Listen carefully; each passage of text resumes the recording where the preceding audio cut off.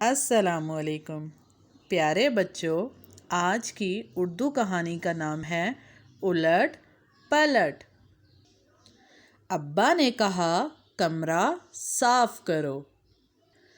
میں نے بستر پر چادر بچھائی، چادر پر تکیہ لگایا، میلے موزے جوتوں سے نکالے، جوتے الماری میں رکھے، میلے کپڑے تھیلے میں بھرے، صاف کپڑے الماری میں بند کیے، کاپیاں پینسل بستے میں رکھیں، کھلونے الماری میں سجائے،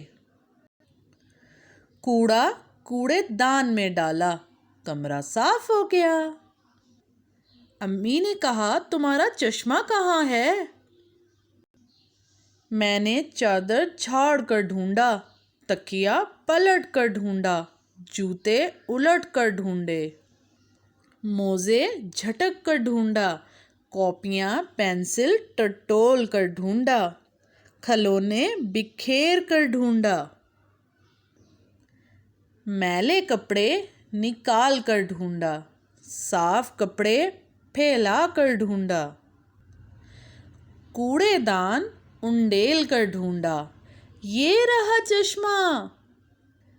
ابا اندر آ گئے اور بولے ارے کمرہ ابھی تک گندا ہے۔ کہانی کا اختتام ہو گیا۔